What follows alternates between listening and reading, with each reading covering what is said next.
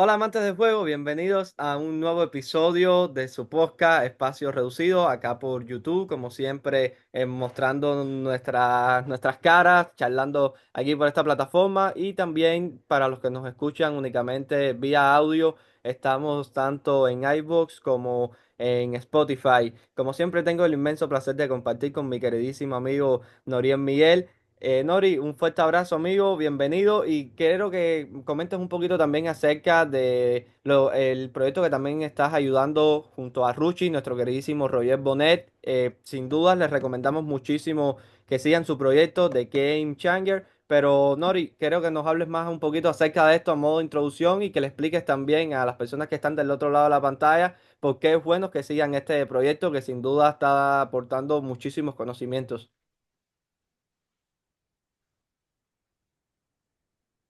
Hola Monchi, un placer estar aquí contigo de nuevo, con todos los que nos van a ver, los que nos van a escuchar. Y es un podcast que también teníamos un poquito aplazado, ¿no? Hace como un mes que quedamos en hacer la segunda parte del anterior y entre una cosa y otra no hemos podido, ¿no? Pero bueno, aquí estamos tratando de vencer nuestra nuestra lucha contra el tiempo, ¿no? Contra el poco tiempo que nos deja la vida diaria. En cuanto a lo que me comentas del proyecto con Ruchi, sí, ya te digo. Bueno, Ruchi que es de la casa, es de nosotros aquí. Y bueno, y todo el que lo conoce sabe la seriedad, la rigurosidad y la profesionalidad que le dedica a cualquier cosa que hace, ¿no? En un lugar, ya te digo, con los ojos cerrado antes que me mostrara cómo iba a ser todo, cómo iba a funcionar todo. Sabía que tenía 100% garantizado un contenido muy top, ¿no? Y lo que me decías, ¿no? A mí me parece una herramienta muy útil, sobre todo para los profesionales, ¿no? Para el entrenador, para el analista, para el jugador, para todo el que se interese por el juego, pero bueno, pero sobre todo para los profesionales que se dedican a este deporte, por sus complicaciones diarias, por sus labores diarias, no pueden estar al tanto de todas las tendencias tácticas en cuanto a juego que se están moviendo durante el mundo, ¿no? Porque hemos estado claros y hemos logrado ver que el juego evoluciona constantemente, que no se está quieto, ¿no? Y muchísimos equipos traen aspectos novedosos, muchísimos equipos traen situaciones que llaman muchísimo la atención y Ruchi básicamente lo que está haciendo es reunificándola toda y uniéndola toda y poniéndola toda en un mismo sitio, dentro de la web, ¿no? Y ya te digo, ¿no? Como herramienta me parece brutal a nivel de información para estar actualizado sobre muchísimas tendencias actuales en cuanto a juegos, ¿no? Sin dudas, todas las personas que estén relacionadas con el fútbol pueden ir tanto directamente a lo que es el sitio web como intentar dentro del propio perfil de Nori o del propio Ruchi o del propio perfil de este proyecto y ahí sin dudas le aparecerán todos los links, la forma de contactar y poder ingresar o unirte también a este proyecto que como dice Nori está transmitiendo muchísimo conocimientos, tanto acciones a balón parado, fundamentos individuales, fundamentos colectivos, y para todos aquellos que estemos relacionados con el juego, sin duda nos ayuda muchísimo a mantener las ideas frescas y sobre todo ir renovando en conocimientos en las constantes propuestas que nos traen los principales equipos y entrenadores a nivel mundial, Nori. No, sin duda, Monchi. Aparte no quiero decir una palabra de más, pero te encuentras muchísimos cursos por ahí que son carísimos y no tienen, yo creo que ni un cuarto de la información que va a haber dentro de esa web, ¿no? Honestamente lo pienso así. Sabes que siempre soy bastante sincero con lo que digo, trato de medirme, pero de verdad que lo pienso así. Y ya te digo, el precio y la suscripción que pone Ruchi, o que bueno, que con la que se puede acceder a la web es irrisoria prácticamente, ¿no? Y en cuanto a calidad, contenido y precio, me parece que es una opinión, una oportunidad buenísima, ¿no? Sobre todo, para, como insisto, ¿no? Para los profesionales de este deporte y para los que se quieran dedicar a eso, ¿no? Y aparte también decir que no menos importante, que también tiene un componente social detrás también, sobre todo para una ONG donde Ruchi está directamente relacionado, donde lleva muchísimo tiempo apoyando y bueno, y un por ciento de la ganancia se va a ir destinado ahí, ¿no? A ese sitio. Sin duda otro motivo más que trascendental para apoyar este proyecto. Sin duda un grandísimo corazón por parte de Ruchi por darle soporte a todos los involucrados dentro de esta ONG. Así que ya sabes, si te gusta el fútbol, pero además quieres brindar tu granito de arena ayudando a los más necesitados, sin duda tienes otra razón más para incorporarte a este grandísimo proyecto que tiene grandísimos profesionales detrás, como los Rucho, como el propio Nori NBA, que tengo el placer de compartir con él. Nori, hoy estaremos hablando de, como decías, lo que nos quedaba pendiente que hace cerca de un mes, de línea defensiva. En nuestro último capítulo estuvimos conversando acerca de la fase con balón que involucraba a los jugadores que forman parte de esta línea y ahorita estaremos conversando acerca de la fase sin balón que involucra a dichos jugadores. Estaremos hablando de líneas defensivas y sin dudas un equipo que ha sido tendencia este año ha sido el propio Barcelona de Hansi Flick por los comportamientos que está teniendo en su última línea. Quisiera comenzar realizándote una pregunta, ya que normalmente mantener el equilibrio en profundidad y lo que es la defensa, lo que son estos espacios a la espalda de última línea, este Barcelona de Hansi Flick está teniendo unos comportamientos diferentes, sobre todo siempre tratando de achicar, tirar el fuera de juego a cualquier altura, o sea, a cualquier altura que se encuentre el rival en el campo, incluso en situaciones con balón descubierto, cuando los conceptos en sí suelen decir que ante este tipo de situaciones quizás es mejor dar dos pasos hacia atrás para preparándote quizás para correr ante cualquier lanzamiento. O sea, está siendo un Barça que está revolucionando mucho en este sentido y sin duda va a servir de escuela para otros equipos y entrenadores. Quisiera comentarte, Nori, eh, comenzar la charla acerca de este tipo, digamos, estos fundamentos que está utilizando el Barcelona de Hansi Flick, sobre todo porque están siendo bastante, pudiéramos llamarlo atípico en relación con lo que con lo que se solía ver en comportamientos de esta última línea y sobre todo mezclándolo también con la acción que termina sucediendo en el partido de Champions en la ida frente al Benfica en la que Pau Cubarsí termina viendo la roja y involucro esta acción porque me pareció bastante curiosa cómo el atacante rival, una vez recibido el balón, en vez de prepararse para lanzar, intenta dar ese autopase en el que fue, creo que hasta cierto punto, una habilidad o un recurso muy bien empleado y que sin embargo no se estaba viendo bastante seguido por ejemplo, en los equipos de la liga que son a los que más se enfrenta este Fútbol Club Barcelona, cuando normalmente lo que buscaban estos tipos de jugadores era lanzar ya sea a los costados o al propio centro un jugador que se desmarcara. Quisiera, bueno, que me comentaras acerca de esto y que me des tu consideración acerca de este tipo de situaciones también más específicas. Sí, a ver, yo creo que, por ejemplo, el día del Mónaco, no hablo de la expulsión, sino creo que, la memoria no me falla, creo que fue el segundo gol del Mónaco. Fue algo parecido, ¿no? Parecido en el sentido de cómo inicia la jugada. Porque sobre todo son jugadas, Monchi, que provienen de una situación de caos, de una situación de balón dividido, una situación donde el equipo, esa estructura que ha montado Flick, que tú bien mencionaste, no está bien asentada todavía por eso mismo, ¿no? Porque están en esa incertidumbre de cambio de fase o de que esa incertidumbre de en qué fase él va a ser la siguiente a la que nos vamos a encontrar dentro del juego, ¿no? Y entonces yo creo que más que un comportamiento de última línea, yo creo lo que pasó fue sobre todo una activación en situaciones de caos, ¿no? Bueno, hubo una serie de cosas que fallaron y luego creo por ejemplo, que ese balón en una situación de juego construido, yo creo que el delantero del Benfica no recibe solo en esa situación, ¿no? Yo creo que o salta Íñigo sobre él o saltar para jugar y dependiendo de cómo, de la zona del campo donde esté recibiendo o de la zona del campo de donde venga el balón, ¿no?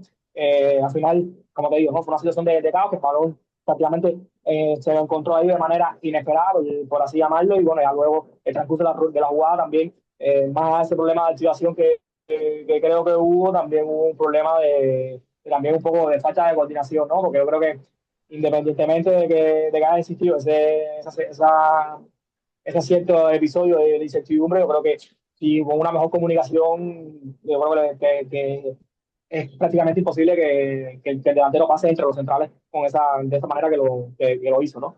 Pero nada, yo creo que tú lo has comentado muy bien. Al final, no es menos cierto que el Barcelona de Hansi Flick ha marcado desde esta temporada, aunque también decir que está siendo un poquito menos agresivo que lo que era a principios de temporada, ¿no? También yo creo que porque el equipo está ahora muchísimo mejor y tiene muchísimo más recursos sobre todo en cuanto al trabajo con balón, ¿no? Yo creo que el equipo está defendiendo muchísimo mejor con balón y esa necesidad de tirar constantemente a la línea alta no es tan necesaria, ¿no? Valga la redundancia, ¿no? Obviamente siguen usando esos recursos, los siguen usando muchísimo, porque como hemos visto, le ha salido y le sigue saliendo muy, muy, muy bien, ¿no? Es una manera muy, muy fiable que han encontrado de defender y sobre todo de atacar, ¿no? Porque al final todo lo que estamos viendo es consecuencia de algo, ¿no? Y para mí también tiene una explicación que luego, si quieres, también podemos asociarla además a otros equipos, como por ejemplo es el Madrid. Pero bueno, específicamente en cuanto al Barça, para mí también tiene una explicación tratando de entender lo que piensa Flick de estos comportamientos de última línea y aparece también en la figura de sus extremos y sobre todo en la figura de Lamine Yamal, ¿no? Si nos fijamos, perdón, el Barça sobre todo intenta mantener esa línea muy, muy, muy alta por dos cosas, evitar hundirse, evitar meterse en bloques medio bajo, sobre todo porque en ese diseño de bloque medio bajo, de defensa en campo propio, la idea principal es que los extremos no se involucren demasiado en los repliegues, ¿no? Es decir, que no estén tanto con las ayudas laterales, a no ser que la jugada se alargue muchísimo o que de manera puntual la jugada le pida que sí, ¿no? Pero la idea es que estén mm, entre comillas, descolgado para aprovechar luego ese posicionamiento, ese no retroceso a la hora de salir en transición, que me parece probablemente sea el mejor equipo del mundo en esto ahora mismo, ¿no? A pesar de que el año pasado, por ejemplo, no era un equipo que le costaba muchísimo, ¿no? Y me parece que tiene muchísimo también del posicionamiento y de la manera de que ellos preparan esa jugada, esas transiciones partiendo de lo que ocurre sin balón, obviamente, ¿no? Entonces, este ha sido también una especie de mecanismo que ha encontrado Flip para no involucrar tanto a sus extremos, sobre todo a Lamine Yamal, que también por un tema de edad lógico, no es lo mismo pedirle esa cantidad de esfuerzo a un Lamine Yamal que un jugador de 24, 23, 24, 25 años, ¿no? Entonces, por ahí yo creo que también va un poquito la cosa, ¿no? Y luego también el tema de la pareja también de mediocentro que regularmente termina jugando, ¿no? Son jugadores, sobre todo me parece que de un entendimiento espacial muy, muy, muy, muy alto, ¿no? Sobre todo eh, Frenkie no tanto, que ha ido mejorando muchísimo, pero Pedri sí, ¿no? Entonces, son jugadores que entienden muy bien esos releos a la hora de meterse en última línea y de que no se abran los intervalos y que, por ejemplo, si en las jugadas donde un lateral, Condé o Valde van afuera, existan los corrimientos y los ajustes en última línea para que la última línea siga siendo estrecha en cuanto a la distancia entre sus intervalos, ¿no? Y una distancia corta entre intervalos es lo que permite a esa última línea jugar y tomar tantos riesgos a la hora de defender con metros a su espalda, ¿no? Porque cuando existe distancias cortas entre intervalos, cada jugador sabe que a su espalda tiene alguien, algún compañero que se la está vigilando, ¿no? Es decir, yo me preocupo de lo que tengo frente a mí, lo que ocurre en la espalda no me preocupa porque sé que hay alguien que me la está protegiendo, ¿no? Es algo que tienen muy mentalizado y eso yo creo que le ofrece un nivel de confianza muy grande a la hora de tirar el fuera de juego, ¿no? Y luego también algo no menos importante en este equipo, sobre todo me parece algo que tú mencionaste, el tema de lo que son capaces de hacer ante balón descubierto, ¿no? Y yo aquí quisiera dividirlo en dos matices, ¿no? Cuando está en carril central y cuando está en carril todo está en carril exterior, a pesar de que los canos me mandan, ante balón descubierto, es riesgoso tirar la línea. Yo creo que tiene un puntico de ventaja en que, por ejemplo, si el jugador está en un carril pegado a banda, el jugador que tiene el balón, toda la última línea tiene la capacidad de mirar, de poder referenciar balón y jugador y el defensor anterior a él de su línea, ¿no? Que pueden mirar todo lo que está delante suyo, su línea, y el jugador que tiene el balón y también todos los jugadores que están rompiendo, ¿no?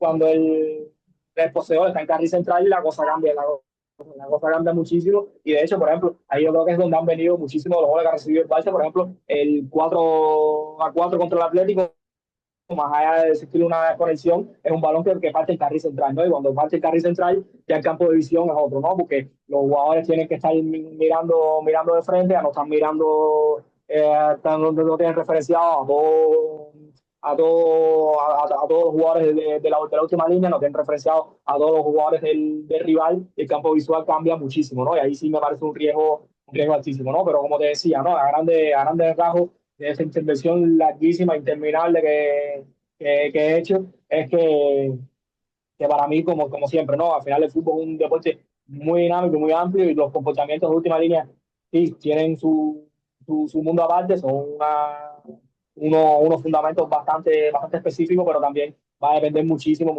lo que ocurra en las demás zonas del campo, ¿no? Las demás líneas. Nori, fue una, digamos, hasta cierto punto, una reflexión un poco extensa, pero llena de conocimiento. Así que no te pares, siempre que sea para hablar de juego y más viniendo de tu persona, el tiempo nunca es suficiente. Así que sigue extendiéndote. Acerca de este tipo de situaciones que comentabas, algo que se le ha visto a algunos equipos utilizar, creo que uno de los primeros en realizarlo fue el Bayern de Múnich en ese enfrentamiento en Champions y hace en Liga otro tipo de equipos que explotan muchísimo los carriles exteriores. Algo que se le ha visto en este tipo de situaciones, digamos, cuando el balón llega hacia un costado, debido también a los emparejamientos que se van dando dentro, y ese equipo logra girarlo. Algo que han tratado de utilizar es la presencia de dos jugadores, entonces en ese otro carril. Hasta cierto punto, con el que parte, digamos, ese penúltimo en carril, digamos, más interior, lanzando el desmarque, entonces haciendo dudar al lateral. Ya si el equipo estaba un poco basculado, debido a la posición que va a estar ese lateral en el lado débil, normalmente está realizando cobertura también ante cualquier tipo de rompimiento en diagonal que se pueda dar, porque al final está protegiendo también las zonas más cercanas a portería. Y muchas veces obliga a ese lateral, tanto Valde como Koundé, que regularmente son los que están jugando, a decidir si sigo ese desmarque, si no lo sigo y me quedo, que va también en dependencia de la cantidad de, digamos, de atacantes que coloca el rival ante sus dos defensores. Si juegas con un punta, si lo hace con dos, ya tus centrales quedan emparejados. Entonces el lateral tiene que estar muchísimo más preparado para brindar esta cobertura en una posición un poco más intermedia. Y creo que es un tipo de situación en la que el Barcelona, quizás si no la ha sufrido muchísimo más, es porque luego a la hora de defender el área, creo que ha dado un paso hacia adelante con respecto a lo que venía haciendo en otras temporadas. Y luego de que creo que tanto Koundé como Valde en muchísimas ocasiones han terminado resolviendo y evitando que se produzcan centros, evitando que se produzca el centro, o luego teniendo dentro del área el propio Íñigo Martínez o Pau Cubarsí, que le han dado cierta solución también a este tipo de situaciones. Entonces quisiera preguntarte, Nori, porque también ante este tipo de situaciones, ya que estamos hablando de defensa en la amplitud, por ejemplo, cuando estabas jugando el propio Cazador, hablabas de acerca de los mediocentros del Barcelona y cómo detectabas muy bien el cuándo meterte junto a tus centrales, el cuándo no incorporarte a esa última línea y quedar arriba. Pero hemos visto equipos que incluso a la hora de defender esa dicha amplitud, equipos que de por sí parten con una línea de 5, cómo llegan incluso a incluir un sexto elemento. Al final, en esa defensa también de lo que son esos carriles, digamos, esos espacios entre líneas, muchos equipos optan por lograr la acumulación de un jugador extra y otros equipos optan quizás por llamémoslo hasta cierto punto, algo más zonal con lo que vienen siendo sus basculaciones o demás, o intentando priorizar hasta cierto punto esa línea por delante que pueden llegar a generarlo, digamos, un doble pivote, medio centro, tres jugadores en función de lo que decidan. Y quisiera que me comentaras también, bueno, acerca de este tipo de ejemplos, sobre todo tanto estas situaciones que se venían dando con dos jugadores en amplitud y esos rompimientos que se dan atacando la espalda del lateral que salta en algunas ocasiones, o también, como no, siendo un jugador de segunda línea y que se termina incorporando. Sí, yo creo que hay que ir por parte, ¿no? Lo que tú comentas también del doble pivote o los jugadores o los mediocentros interiores que se en clara parte también es que casi que prácticamente cuando el equipo rival tiene unas posesiones medianamente largas, ellos adoptan dos posturas, ¿no? Una postura muy agresiva yendo a presionar sobre el poseedor. La segunda es prácticamente casi que metiéndose entre centrales, ¿no? Es un equipo que prácticamente no defiende en bloque, no tiene prácticamente línea, ¿no? Ese juego entre líneas no existe para los rivales porque no tiene línea. Entonces constantemente se ven tentados a lanzar, ¿no? Y esa tentativa de lanzar también, como te decía, ¿no? Tiene muchísimo mérito en cómo el Barcelona la gestiona, ¿no? ¿Por qué digo esto? Porque me parece que no es casual que a pesar de la cantidad de riesgo que toma, obviamente en algunas situaciones lo pillan más parado, pero la mayoría de las veces no, ¿no? Y para mí parte también, sobre todo por cómo se dan ese tipo de saltos sobre poseedor, ¿no? Y también cómo el equipo logra priorizar ciertas líneas de pase, que a veces no son líneas, ¿no? Que a veces son rutas de pase, ¿no? Porque hay veces que no son pases por debajo, sino también son balones largos a su espalda y cosas así, ¿no? Pero la idea general es que en cuanto a temas de ángulos y de perfiles, ese jugador que salta sobre poseedor o la idea es que el poseedor tenga menos rutas de pase claras que las que sobre el papel pudiera tener, ¿no? Es decir, sobre todo lo que busca es que esos balones vayan y nunca o casi nunca vayan en dirección directa a la portería, ¿no? Que es decir, sobre todo que obliguen a que esa ruptura sobre la espalda de última línea sea una ruptura adentro-fuera, no sea una ruptura que va buscando el balón, sí, a la espalda de los defensores, pero que no sea directamente a la portería, que haga una recesión y va directamente a plantarse frente al portero, ¿no? Es decir, puede ser una situación muy peligrosa, pero que requiere un reajuste en la trayectoria, ya sea del control o en la trayectoria de ese recorrido buscando portería, ¿no? Y por eso muchas veces que tú ves lo que dicen, lo que comentan, ¿no? Que ocurre lo que comentan, perdón. Que vemos a Valde o a propio Koundé en situaciones extremas que logran llegar a tiempo, ¿no? Sobre todo, obviamente, por la velocidad y la capacidad de corrección que tienen ambos, pero también por eso que le comentaba, ¿no? Porque muchas veces el equipo busca y logra que esa ruptura necesite, que ese recorrido de punta necesite un reajuste para ir directo a portería, ya sea un control orientado, ya sea una conducción, un cambio de dirección en la condición, y esos son unos milisegundos de más que son lo que el equipo es capaz de aprovechar, ¿no? No quería dejar de mencionar esto porque me parece interesante también, ¿no? Y luego también lo que tú comentas del tema de sobrecargar la amplitud en el lado débil, también me parece que el equipo también ha entendido que, sobre todo con me parece que es muy bueno en eso, cuando saltar y cuando no, ¿no? Y al final entender que por más que tú tengas dos jugadores a tu espalda, uno solo te puede hacer daño, ¿no? O mejor dicho, es una sola zona la que te puede hacer daño, ¿no? Es decir, tú tienes que estar consciente que estás defendiendo una zona y que no está defendiendo a un jugador, ¿no? Y obviamente no está defendiendo a un jugador básicamente porque tienes dos para defender, ¿no? Y yo creo que lo que asume el equipo es que me da un poco igual, me da un poco igual que me ponga a dos jugadores a la espalda, porque yo sé que solo uno me va a recibir, ¿no? Estoy protegiendo una zona, no estoy protegiendo a un jugador, ¿no? Y con lo que sí me parece que el equipo, sobre todo, ha sufrido y le hace mucho daño es con esas rupturas de segunda línea, sobre todo cuando son en carril central, que son las más preocupantes. ¿Y por qué? Y sobre todo cuando hay una doble ruptura, ¿no? Es decir, rompe el punta, rompe un primer jugador del espacio y hay una amenaza de lanzamiento, entonces el defensa medio que hace por apoyar y medio que hace por seguir esa primera ruptura, pero luego una vez se queda fuera de juego, vuelve a reajustar y le viene esa segunda ruptura, que ahí ya le coge de contrapié, ¿no? Porque el defensa reajustando, punta que va al espacio, le coge a contrapié, por mucho que después intente reajustar en carrera, le es muy difícil, ¿no? Porque perdón, el primer paso ya lo cogió a contrapié, ¿no? Pero ya te digo, son situaciones que el equipo ha logrado, ha aprendido a gestionarla muchísimo mejor y sobre todo porque Barça que es un muchísimo mejor equipo ahora con balón y son situaciones que se le dan muchísimo menos, ¿no?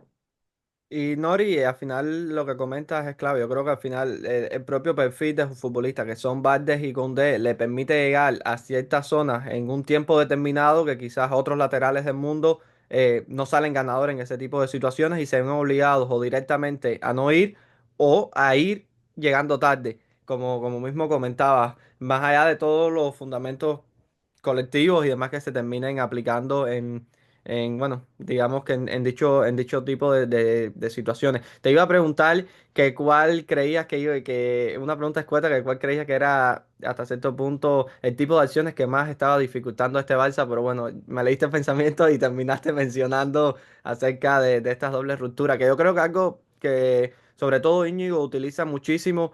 Es que siempre, al menos a mí me da la impresión de, pese a estar siempre, digamos, orientado, siguiendo lo que es balón, siempre está en un tipo, con la posición correcta para tener referenciado también al jugador. Y muchas veces cuando ese oponente directo se encuentra sobre todo muy cercano, Íñigo también por la maña, la experiencia que tiene, muchas veces termina o intercediéndole en las carreras, chocando y evitando que termine lanzando ese tipo de desmarque. Y creo que al final en este sentido es algo que también, digamos, he ido viendo, al menos quizás porque me estoy fijando más en el propio Pau Cubarsí. Lo estoy viendo más chocando en este tipo de acciones. No quizás porque el año pasado lo hiciera menos, sino porque me estoy fijando más en este tipo de sentido. Es que al final el propio comportamiento te lleva a eso, porque si no, disculpen, pudieras dejar tu espalda totalmente eh, descubierta.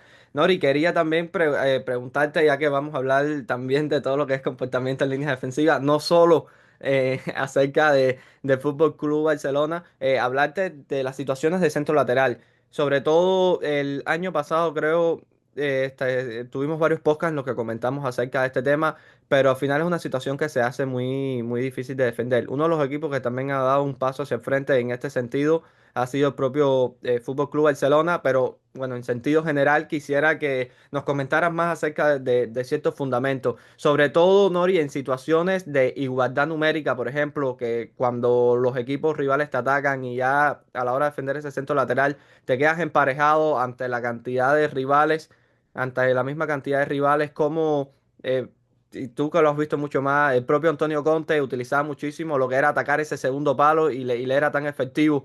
Se dan mucho las situaciones en las que el propio equipo, al emparejarse en ese tipo de situaciones, tienen que terminar hasta cierto punto, dejar de referenciar a ese jugador que termina incorporándose al segundo poste y se hace una jugada muy difícil de defender. Ya en otro tipo de situaciones en las que tiene cierta superioridad, en la que el rival ya no puede lanzar con cierta comodidad, se te hace más difícil porque quizás adoptando una conducta muchísimo más zonal, puedes terminar defendiendo esta acción más allá del tipo de rupturas que te esté brindando el rival con jugadores de segunda línea, jugadores que te atacan segundo postes y demás. Pero quisiera que me comentaras un poco acerca de este tipo de situaciones y entrelazándolo con lo que es el ataque a ese segundo poste y cómo defenderlo en este tipo de situaciones.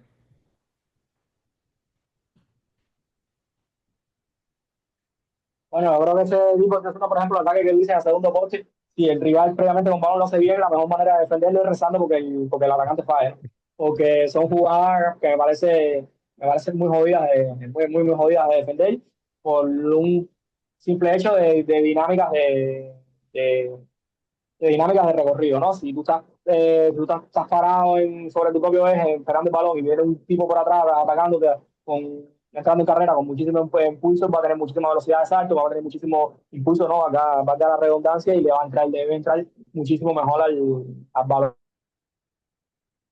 que lo que vas a hacer tú, ¿no? Yo creo que las jugadas de centro lateral,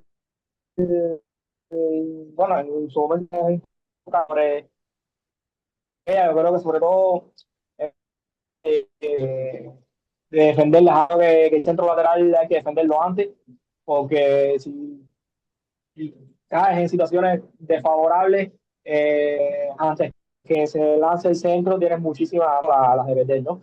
Y como contrapartida, si el rival no hace esas cosas previamente bien que necesita hacer, son situaciones muy fáciles de defender, ¿no? A mí me parece que son, digamos que es un tipo de jugada, un tipo de extrema en cuanto a ese sentido. Si arriba no te hace las cosas bien, la vas a depender muy fácil, ¿no? Eh, como, una manera de defender ese tipo de situaciones, de vista, de defensa al hombre. Preferiblemente prefiero una defensa zonal, más bien mixta, ¿no? Sobre todo en un equipo que obviamente buscan primero el primer defensor que defender el primer palo, después tienen distribuido ciertas zonas dentro del área, cierto tipo de emparejamiento. Pero ya te digo, para mí la clave va a estar en cómo tú seas capaz de evitar que te giren, que a mí me parece que es la clave. Si el rival te mueve el balón la acumula pasa por un lado y te mueve el balón de un lado a otro y te encuentra jugador en el lado débil, y tú tienes que ir a defender ese tipo de situaciones corriendo girado para la portería, yo creo que están muertos, ¿no? Yo creo que si un equipo es capaz de que no le giren, tiene muchísimo las de ganar, ¿no? Más allá de que incluso le ganen posición de poder centrar, ¿no? Más allá de que le otorgue cierto tiempo de espacio al pasador, al centrador. Yo creo que si tú estás bien plantado y no te has girado previamente, igual vas a tener muchísimo que ganar en ese tipo de situaciones, ¿no? Por un simple hecho también como te decía, ¿no? De postura corporal, cómo tú le vas a cerca de entrarle a ese balón, como mismo te decía, que era muy difícil cuando un jugador, un extremo de lado débil, un jugador de lado débil te atacaba la espalda entrando en carrera y tú estás parado, si tú estás también, si tú estás parado de frente y tienes todo, estás mirando al balón, estás bien perfilado frente al balón, obviamente los jugadores de área, díganse centrales, díganse un medio centro que defiende detrás de segunda línea y cosas así, son jugadores que obviamente sobre papel son fuertes en ese tipo de situaciones de aéreo, ¿no? Y si están bien perfilados, de frente al balón, que sean ganadores en ese tipo de situaciones de goles, ¿no? Por eso es que te decía, me parece que sobre todo es fundamental lo que ocurre antes a la hora el éxito o no tener en las situaciones de centro lateral. Que, como comentaba, sobre todo en este tipo de situaciones en las que el equipo rival te intenta girar, solemos muchas veces referenciar únicamente a lo que está sucediendo en ese lado fuerte de balón, pero al final clave termina siendo lo que hace ese último defensor en amplitud, en el lado débil, el comportamiento que termina teniendo, porque es el que hasta cierto punto termina dándole el tiempo necesario al equipo como para que no quede girado, ya todo el mundo quede de frente a dicha acción y defendiendo hasta cierto punto de cara, por así decirlo. Comentabas acerca de si defender zonal, mixto o hacerlo al hombre dentro del área. Yo creo que algo que se da en las defensas al hombre del área es que al final el jugador termina teniendo un orden de prioridades. Referencia atacante como primer objetivo. eh, luego, digamos, se fija en lo que viene siendo el balón y el propio comportamiento de sus compañeros. Sin embargo, cuando se está dando ese comportamiento zonal, por el orden ya cambia. En función, digamos, de la posición en la que está el balón digamos, nos incorporamos en nuestra zona, referenciamos con los compañeros y dejando hasta cierto punto como último componente a lo que es el adversario. Y creo que en este tipo de defensas zonales, un error que se suele ver es que al final los jugadores están defendiendo en zona, pero no están protegiendo su zona en muchos de los casos porque no terminan tomando ciertas, digamos, es un error cuando se hace mal, no cuando se hace bien, pero hasta cierto punto no terminan defendiendo su zona por el propio hecho de que no están defendiendo al atacante que está involucrado dentro de su zona. No terminan referenciándolo bien, quizás las distancias de relación respecto ya no a sus compañeros, sino a ese rival no terminan siendo las más adecuadas y se terminan quedando ciertos cabos sueltos en las que los jugadores simplemente pueden llegar a recibir con cierta facilidad o ante el mínimo desmarque de esa doble ruptura, intentar que voy a ganarte la espalda para luego recibirte en tu cara o viceversa, le termina generando un mínimo espacio que ya dentro de dicha posición cualquier remate es peligroso porque al final estás muy cercano a lo que es tu portería. Quisiera, bueno, que me comentaras un poco de esto, era una observación más que cualquier otra cosa.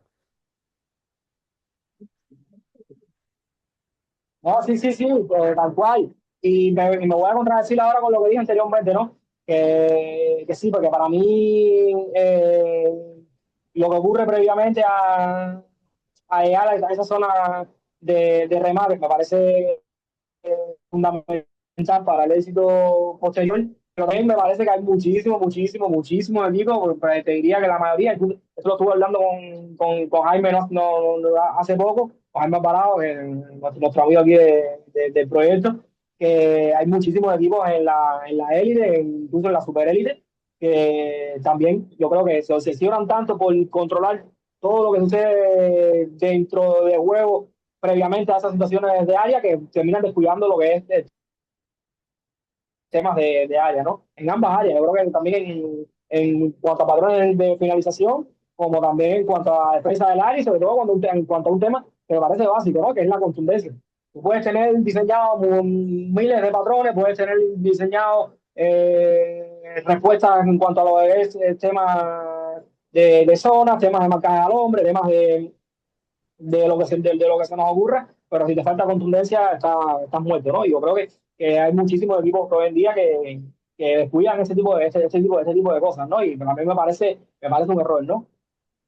Nori, ¿y a qué crees que se deba desde tu observación que muchísimos equipos de la propia élite se vio en el Barcelona el año pasado por comportamientos colectivos que se daban muy mal? Por ejemplo, en aquellas situaciones en las que Cancelo quedaba mal parado como último defensor y ese centro, digamos, caminaba por dentro del área y el delantero rival que partía de su espalda terminaba ganando y haciendo gol, creo que en un enfrentamiento frente al Real Madrid y luego se ve en Champions contra el Paris Saint-Germain, algo que se le ha criticado en ciertas ocasiones también al propio Tren Alexander, es decir, estamos hablando de equipos que son top en Europa o de jugadores también que están involucrados dentro de este equipo que son top y es una situación la cual digamos, termina recibiendo muchísima crítica, pero que sin embargo se sigue dando muchísimo en este tipo de ligas. ¿A qué crees que se deba? Justo a esto que me venías comentando de que los equipos suelen despreocuparse del área, porque al tú mencionar esto me vino un poco a la mente, ¿o crees que al final es una situación que de por sí solo la naturaleza de ella requiere de un nivel de concentración y de aplicación de dichos fundamentos extremadamente bien para que terminen, digamos, hasta cierto punto debilitando el peligro que provocan los rivales? No, sí, sí, a ver, yo creo que es una mezcla de ambas, mucho. Yo creo que obviamente, yo creo que para mí no se está trabajando bien ese tipo de situaciones de defensa de área o incluso de soluciones de finalización, como te decía. Yo creo que las áreas no se trabajan lo suficientemente bien para la importancia que tienen, porque más allá de que tú puedes jugar muy bien, puedes hacer 20.000 cosas bien, pero al final muchísimo, la mayoría de los partidos se deciden también lo que ocurre dentro del área, ¿no? Dentro de las áreas, ¿no? Para mí no se le da la importancia que debería. Incluso en equipos que parecen máquinas, ¿no? Que están trabajados a pie de la letra en todas las cosas, por ejemplo, que normalmente el PSG, y luego en temas de situaciones de área le cuesta horrores también. Eh, pero, pero también se junta lo otro que tú dices, un tema también de fundamentos individuales también, ¿no? Obviamente, En ese tipo de situaciones, más allá de que tú tengas, por ejemplo, lo que le pasó a Cancelo la temporada pasada, más allá de que tú tengas, un equipo que está mal trabajado, que tiene comportamientos pobres, yo creo que un balón que te cruce de un lado a otro, yo creo que al final, si te ganan a tu espalda, si, si te meten el balón a tu espalda y el jugador a tu espalda te la gana, bueno, ¿qué se le va a hacer? Te la ganó porque la dinámica de recorrido era mejor que la tuya, porque es una situación súper difícil de defender y me parece entendible, ¿no? Pero ya que te metan el balón de un lado a otro y te la ganen por delante tuya, me parece que también hay un tema muy grande de concentración en ese sentido, ¿no? Y sobre todo que te la gane tu par, ¿no? Porque obviamente hemos hablado de temas de defensa de área, y defensa zonales y defensa al hombre, por ejemplo, si está una situación de que estás emparejado con un jugador y viene otro y se te mete por delante tuyo y no te da tiempo a reajustar, bueno, ¿qué vas a hacer? No, pero que te la gane el jugador que previamente está emparejado, que te la gane por delante tan fácil, ahí hay un problema de concentración y de fundamento individual muy, muy grande. Sobre todo este tipo de situaciones se suelen dar con ese centro yendo entre portero y línea defensiva o cuando no, ya cuando el balón está un poco más profundo, ese centro diagonal, el clásico pase, digamos, que daba hacia atrás de Jordi Alba, hacia Messi, por ejemplo. Y Nori, relacionado con defensores, Sí, pero sí, que mucho, comenta, sí. no, no, que sí, sí, sí, te iba a decir que también no es lo mismo otra cosa que me parece importante en esto que mencionábamos ahora reciente, ¿no? Que no es lo mismo en una situación que ha ocurrido una pérdida, que por ejemplo, tú como lateral estás en el inicio del juego, estás abierto y necesitas una jugada de pérdida y no te reactivaste a tiempo tras pérdida y no pudiste llegar a esa zona que es una situación ya de defensa posicional donde se supone que tú estás defendiendo en posicional, ¿no? Exacto. Al final cambia la cantidad de defensores, si estás igualado, si tienes superioridad numérica, cómo llegas previamente a prepararte para ese centro.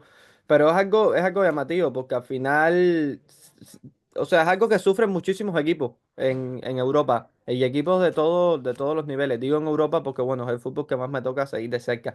Nori, te comentaba que ya no relacionado con línea defensiva, pero sí con defensores eh, es acerca de un tipo de situación que creo que el propio los otros días se vio en Íñigo Martínez, creo que fue el tercer gol frente al Atlético de Madrid y también habíamos comentado por interno una jugada en la que estaba involucrado Asensio del Real Madrid en un partido, no recuerdo ahora si fue en Champions o en Liga frente al Valencia, disculpa que no recuerde exactamente cuál es el partido, pero hablo acerca de las situaciones de repliegue cuando los rivales lanzan el contraataque y cómo en algunas ocasiones los defensores terminan hasta cierto punto defendiendo mal este tipo de situaciones por no ir bien a zona. En algunos casos, por hasta cierto punto, no solo por la falta o el exceso de esfuerzo, jugadores que quieren ir a demasiadas zonas en este tipo de situaciones, que quieren defender todas las jugadas en vez de defender el juego, por así decirlo, jugadores que van a defender jugadas o en otras situaciones por una mala lectura del mismo que no terminan yendo a cerrar los lugares correctos y luego el equipo termina hundiéndose de más, sus rivales de segunda línea incorporándose, todo tu equipo corriendo de cara a su propia portería, digamos una situación de repliegue que se hace difícil de defender, pero que creo que también puede existir un cierto rango de mejora.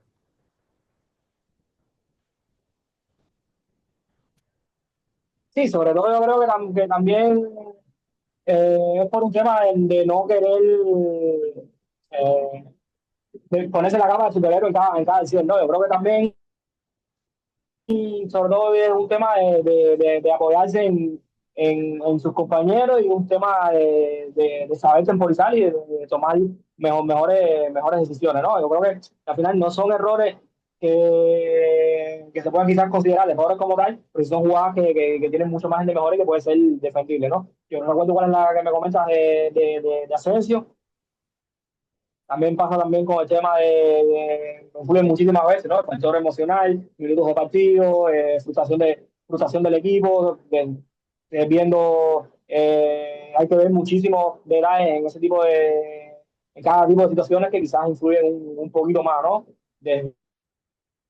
sobreexcitación hasta todo lo contrario, ¿no? Hasta momentos de relajación. Pero nada, yo creo que sobre todo la clave está en tener la suficientemente fría para identificar qué es lo que está ocurriendo dentro del campo, como tú mismo dices, ¿no? Defender el juego y no defender una jugada en sí en particular. Y creo que en este tipo de jugadas es en una en las que más gente en relación a lo que comentaba, hasta cierto punto los niveles de sobreexcitación, los niveles de excitación, tanto llevándolo al extremo en lo que es la sobreexcitación y hasta otro punto llevándolo al extremo de no realizar los recorridos. Y Nori, antes de finalizar también quisiera preguntarte acerca de un tipo de situaciones en las que las líneas defensivas se ven involucradas, sobre todo los defensores centrales, y es en cuando el equipo está, digamos, defendiendo un bloque a la hora de defender los apoyos, por ejemplo. Son muchos los delanteros que se involucran cada vez más en el juego, que intentan dar esos soportes. Vemos defensores que persiguen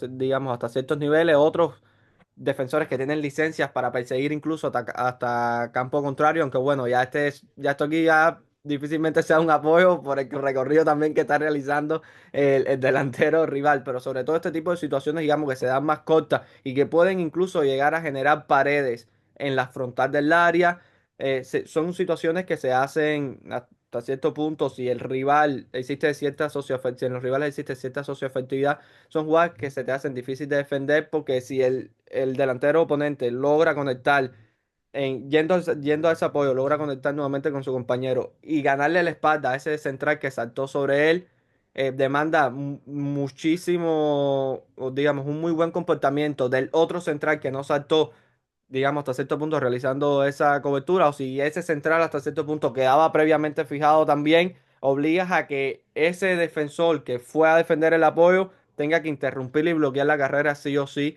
del rival. Y te lo digo porque en este tipo de situaciones vemos defensores que optan por cuando el rival ya da el apoyo, directamente ir hacia lo que es bloquear el desmarque del jugador, pero en otro tipo de situaciones, el propio movimiento del cuerpo, intentar referenciar balón, lo que opta es por defender más bien, evitar ese pase que vaya, es decir, defender más bien lo que es ese espacio que se da entre ambos centrales, digamos, y el jugador termina estando a tu espalda, y ahí es donde entra también un poco que ese defensor sea capaz de hacerse grande, de lograr dominar la zona y dominar ese espacio y evitar que el balón pase.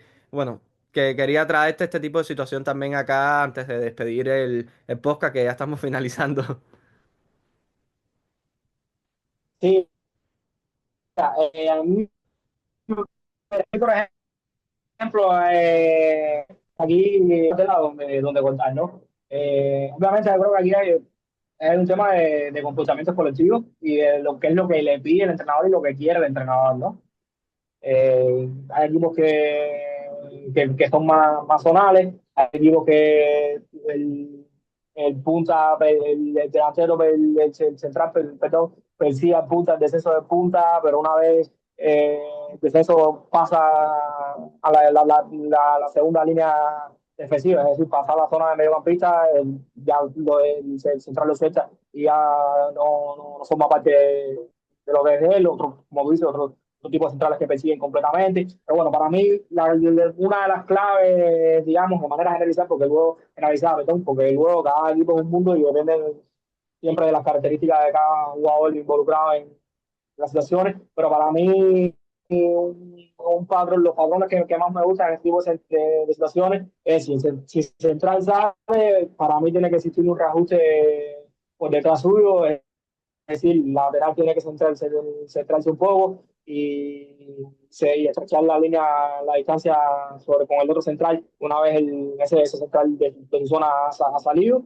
O que, como te decía, ¿no? Que hay que coger prioridades. Amenazas siempre van a existir, lo que hay que ver cuál es la peor amenaza, ¿no? Y para mí la peor amenaza en este tipo de sentidos, si siempre sale muy lejos de zona, es la que el espacio que se puede abrir en tres intervalos del central de la contraria y el lateral de donde salió ese central, ¿no? Luego también está el tema que te comentaba del central, saber cuándo soltar y cuándo no. Para mí la clave, y por ejemplo, a un muchacho que estoy ayudando, se lo he dicho, se lo he dicho muchas veces, ya te digo, va a depender de lo que pide el entrenador, pero para mí la clave es si central, si sobre todo si es un central agresivo que está muy pendiente de los descensos de los puntas, para mí la clave es o soltar soltar en un momento donde tú seas capaz de identificar que puedes reajustar tu posición, o si ya notas que estás muy lejos y que, no, que es muy difícil reajustar tu posición, tienes que perseguirla hasta el final y ya sea con falta, ya sea de la manera que quieras, ¿no? Pero tienes que perseguirla hasta el final. Para mí la clave es esta.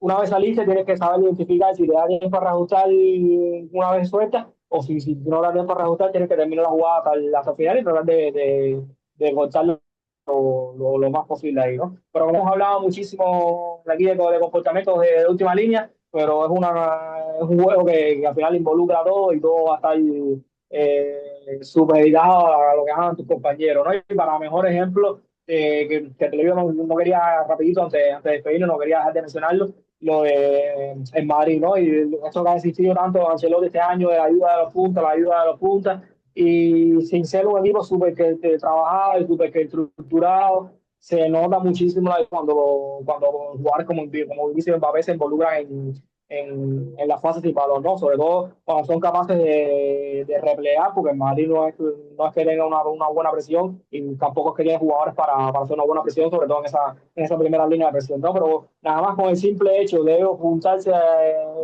bien atrás y estar cerca de tus mediocampistas, evitan un montón de saltos de los mediocampistas, porque al estar tan junto con los puntas con los mediocampistas, no, el rival no le gana esa espalda de esa primera línea de presión, no la gana nunca.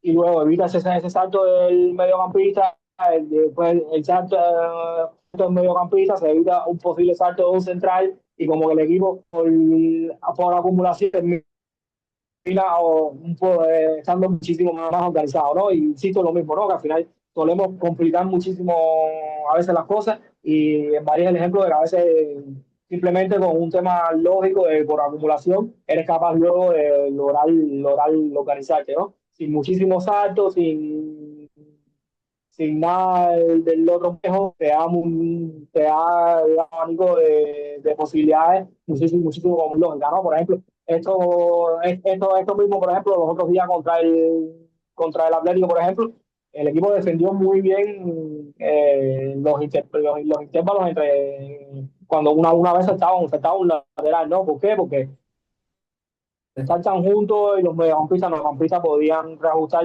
sobre ese intervalo porque siempre estaban cerquita de la zona, ¿no? Y al final es un tema que a veces lo más simple puede ser lo más sencillo, a veces también, ¿no? Lo que pasa es que, bueno, tiene que tener también, y más sobre todo en estos días, como en el fútbol moderno actual, tiene que tener un poder de convencimiento muy grande para tú convencer a esa de figura a los jugadores diferenciales que están abajo, ¿no? Porque tú puedes incluso, hay equipos que convencen a sus grandes figuras de presionar alto, de correr, pero como que tienen otra energía y les pesa menos, o digamos que le trabaja psicológicamente, le entra mejor psicológicamente, que decir, no, vamos a esperar un poquito más atrás, vamos a dar un paso atrás. Ahí yo creo que sí, al jugador quizás le cuesta más y bueno, ahí entra también la mano del entrenador a la hora de tener ese poder de convencimiento. Nori, espero que hayas disfrutado tanto como yo este episodio y sobre todo que los que están del otro lado lo hayan disfrutado muchísimo. A ellos nos debemos y sobre todo siempre queremos que nos comenten vía Twitter, en nuestras cuentas personales o la cuenta del proyecto, vía Instagram, WhatsApp, cualquiera, pero que vía YouTube también acá en los comentarios, que nos comenten acerca de cuáles son los temas que quieren que traigamos acá al programa. Recuerden también suscribirse al canal si no se han suscrito y también dejar su like, lo cual nos ayudaría muchísimo. Nori, 10 segundos para despedirte.